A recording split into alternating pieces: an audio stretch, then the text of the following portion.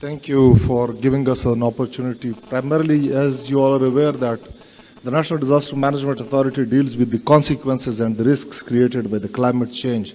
But it's not one of the, it's one of the issues that we deal with. We also, these are hydrometeorological hazards that are created by climate change, but we also deal with geophysical hazards that are earthquakes and even also equally challenging. We all understand that Pakistan has been on the climate risk index in the top 10 now. Currently we are on the 8th by the German watch. We have witnessed how the climate change is impacting, how it is changing. If you can go to the next slide, please, the next one. You can see that we literally have now limited spring season.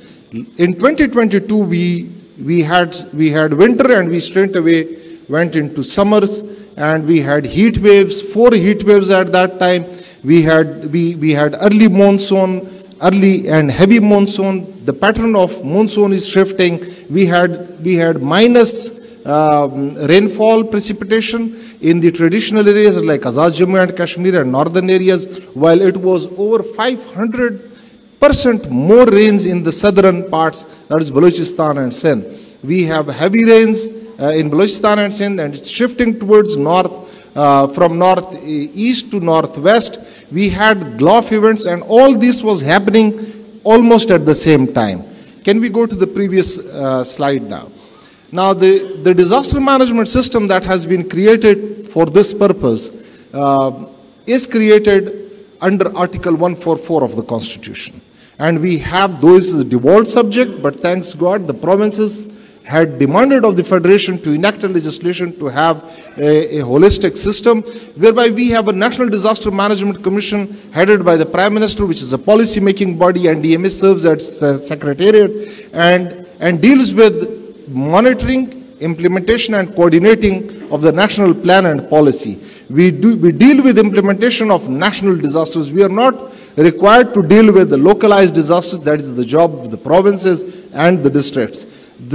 Then we have National Disaster Response Force, which we amalgamate in form of NASR. We have National Institute of Disaster Management. We have Corps of Volunteers. We deal with the humanitarian community. We have strong linkages. We have created certain coordination mechanism like anticipatory action coordination mechanism, which is also bringing on board the humanitarian community, UN agencies, donors, and we have now created, since it's a devolved subject, PDMAs are reporting to the provincial governments. We have created Disaster Management Coordination Forum. It's only NDMA and PDMA affair, and whenever we require, we invite the other stakeholders also.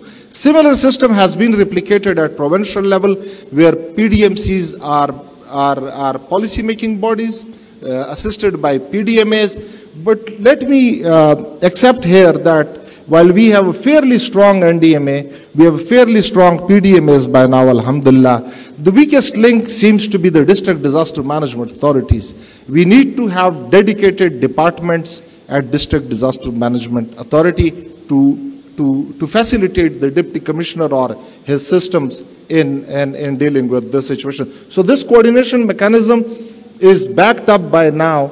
Alhamdulillah, I invite all of you to the National Emergencies Operations Center, a state-of-the-art facility which gives all solutions under one roof, from preparedness, mitigation, forecasting, response, recovery, rehabilitation, and risk communication. And provinces are represented there. All the humanitarian agencies have desks there. Should there be unfortunate incident or event, we will have the whole of nation coordination mechanism from under that roof. Now, I'll request you to the next slide. Now, the challenges and the lessons learned next, please. You know, we need to know that historical scenarios are no more relevant. We cannot say that historical, it's a 10 years return period, or we need to be prepared for surprises like we had in 2010, we had in 2011, we had in 2022. And the climate change should not be dealt as business as usual. we are likely to have extreme weather events. We are likely to have its frequency and intensity. We need to further study climate change phenomena and how it impacts us. We are saying that we are impacted negatively, but how, when, where, to what extent, precisely? That needs sophisticated, evidence-based knowledge and research, which is need of the hour. We have inadequate capacities, resource availability, particularly at local level. Our unbridled development processes and systems are one of the key challenges. We need to have any infrastructure project, manufacturing project, social project, viewed from the disaster risk reduction lens, and we must be sure that if they not exacerbate the existing risks, at least they should not create more risk, or if they cannot reduce more risk. Next slide, please.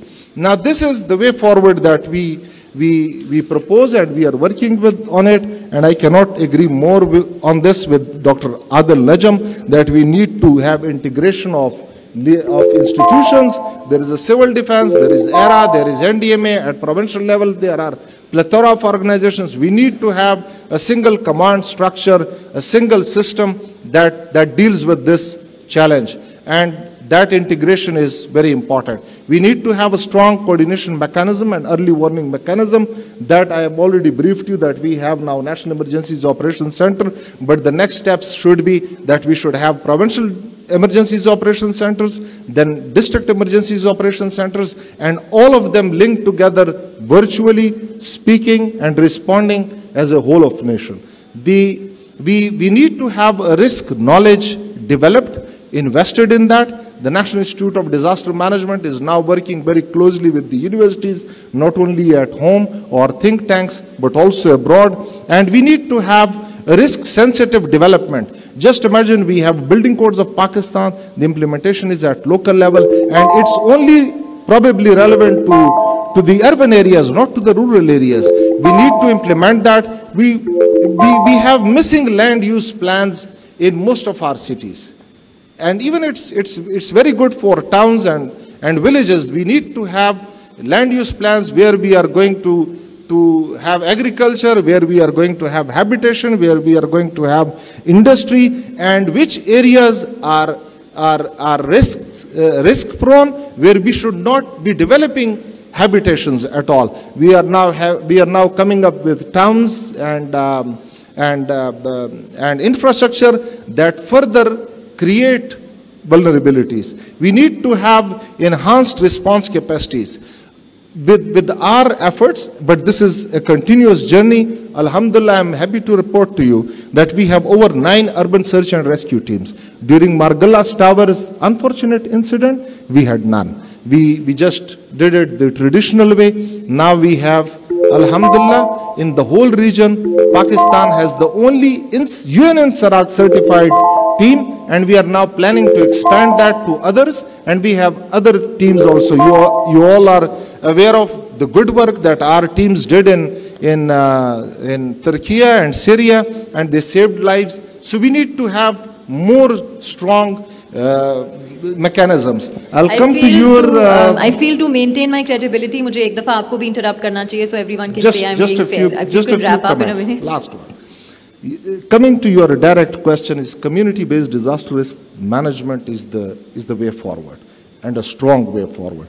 Communities are the first responders. We need to build their response teams. We need to sensitize them with what climate change is about, how it is affecting them, what risk assessments they need to do, what coping mechanisms they need to do. The last and the most important one, we need to have risk financing mechanisms for this country. We need to have pool funds. We need to encourage insurance. We need to stop doing business as usual by cutting on PSDP or levying more taxes whenever we have disasters like 2022. I thank you. Thank you so much.